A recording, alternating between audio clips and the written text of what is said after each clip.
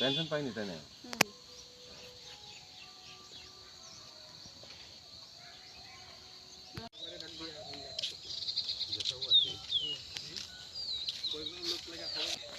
প্রতি আজকা 2000 সনের ডাঙ্গায় আমরা উদ্বস্ত। তৎকালীন সিপিএম সরকার থাকতো, আমরা অনেক ইয়া করছি, একটা ক্যাম্প এখানে বয় যে ক্যাম্প থাকাকালীন এই আমরা হঠাৎ আয়া এই ট্রাইবেল ফুলাবার মৎস্য খাই আয়া এখন তার মদত আছে, মদত ছাড়া আয়া আজকে দেখবেন একটা নিজের থাকতে লেগেছে। আমরা পুলিশ প্রশাসনে জানাই, কিন্তু তারা কোনো পদক্ষেপ নেয় না, তারা কিতা করতে দরকারি না। ইটা করতে করতে আমরা 8-10 খানি ক্ষেত এই 20 বছরে তারা কাটছে। আমরা উদ্বস্ত ভাইয়া আরএফের মধ্যে থাকি, পুলিশ প্রশাসন করতেছে আমরা আরএফের মধ্যে আমরা সরকারি ঘর তুলতে পারতাম না। এটা তো আরএফ, আমরা এই ফরেস্ট রিজার্ভে থাকি।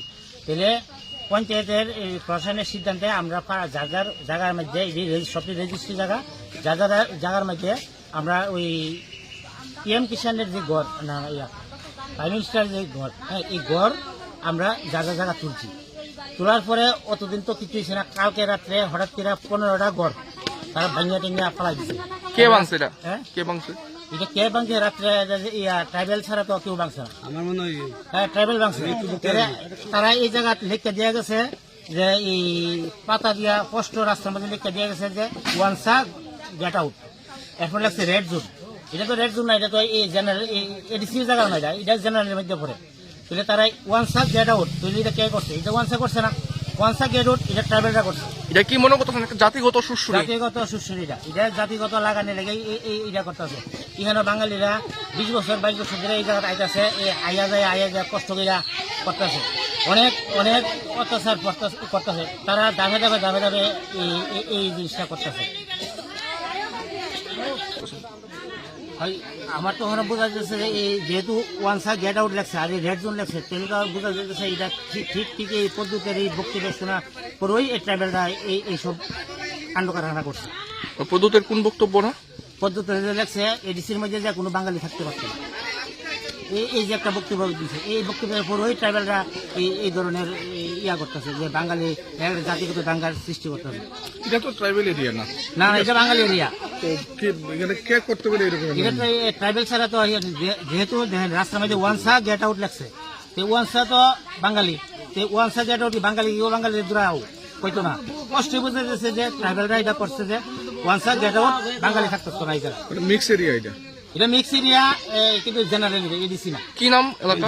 হ্যাঁ এলাকা ব্রহ্মছড়া। কোন গ্রাম পঞ্চায়েত? ব্রহ্মছড়া গ্রাম পঞ্চায়েত। আপনারা সবাই আমি খুব বুঝতেছি ডিসিএম সাহেব।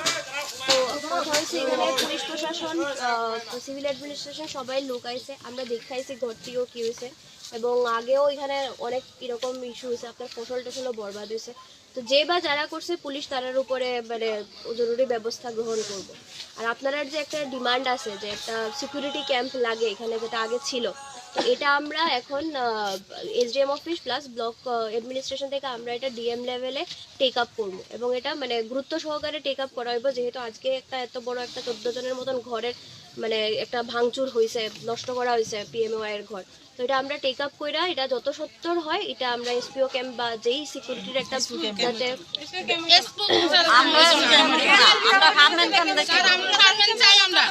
আচ্ছা এটা তো দেখেন, এটা আমি এখানে এখন দাঁড়ায় কইতে পারতাম না যে কি ধরনের ক্যাম্প। এটা হচ্ছে আরক্ষা দপ্তরের থেকে এখানে ওসি সাহেবও আছেন, তারা আরো ভালো জানবো যে এটি অনেক টাইম লাগে। বা এখন আপাতত যতটুকু করা যায় পুলিশ প্রশাসন থেকে এখানে জরুরি রাত্রে অ্যাটলিস্ট রাত্রিবেলা যাতে প্রপার পেট্রোলিং হয় এটার ব্যবস্থা করে আমরা 24 ঘন্টার ভিতরে ক্যাম্প চাই। আমরা এখানে পিএমওআই এর 14টা ঘর ছিল, সেটা কে বা কারা এটা আপনার ভ্যান্ডালাইজ করেছে এখনো জানা যায়নি, পুলিশ ইনভেস্টিগেট করছে। তো বর্তমান যে এখানের পরিস্থিতি সেটা কি? না সবাই ডিমান্ড আছে যে এখানে একটু সিকিউরিটি কনসার্ন আছে, সো সবাই ওই একটা সিকিউরিটি ক্যাম্পের দাবি করছে, আমরা ওটা ফলো আপ করবো, হায়ার অথরিটির কাছে ওটা টেক আপ করবো।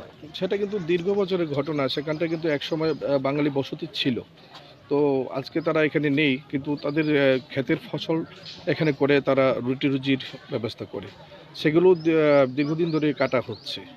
এ ব্যাপারে আপনার কোনো এই ব্যাপারে আজকে যে ঘটনাটা হয়েছে বাকিগুলো তো আমি বলতে পারবো না। আজকে যে ঘটনাটা হয়েছে এটা পুলিশ এখন ওনার প্রসিডিং করবে। আর যেটা ওনাদের লোকাল ডিমান্ড যেটা আছে ওটাও আমরা মানে হায়ার অথরিটির কাছে টেক আপ করবো এবং ফলো আপ করবো এবং যাতে তাড়াতাড়ি এটা ফুলফিল ওটাও চেষ্টা করবো। এখানে 14টা ঘর পিএম কিষাণ পিএম এর 14টা ঘর, প্রধানমন্ত্রী যোজনার যে ঘরটি 14টা ঘর। আমার যতটুকু সম্ভব তীব্রমাতা যারা উচ্ছৃঙ্খল তীব্রমাতা পার্টির তারাই এই ঘটনাটা করছে। কারণ গতকালকে রাত্রে বা দিনের বেলা ঠিক আমার অনুমান হইতেছে না কয়টার সময় আমাদের যে তীব্রমাতা সুপ্রিম আসলো বিগত দিন পদ্ধতি বিশুদ্ধ প্রমাণ একটা উস্কানিমূলক ঘটনা করছে, বার্তা দিছে মোবাইলে যে এডিসিতে কোনো বাঙালি বসবাস করতে পারবে না, যার ধরনের এই ঘটনাটা হয়েছে। অ্যাকচুয়ালি এটা পুরা পদ্ধতির মততে এই ঘটনাটা ঘটছে। এটা আমরা মুখ্যমন্ত্রী অবধি এই বার্তাটা পৌঁছাইতে চাই। এটা ব্রহ্মছড়া গ্রাম পঞ্চায়েত। এখানে এটা কি মানে মিশ্র জনবসতি? হ্যাঁ, আমরা জনজাতি প্লাস আমরা বাঙালি মিলে আসে এই এরিয়াটা।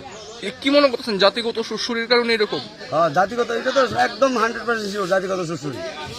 কারণ পদ্ধতির বার্তার পরে এই ঘটনাটা হয়েছে। বিগত এতদিন আজকে 20 বছর যাবত 2000 দাঙ্গার পরের থেকে কিছু হালকা ঘটনা হয়েছে, যেমন লাউ গাছ কাটছে, মরিচ গাছ কাটছে, কিন্তু এরকম ঘর দুয়ার ভাঙা হয়েছে না। এটা একদম জাতিগত ভাব মূর্তি ধারণ করতে হবে।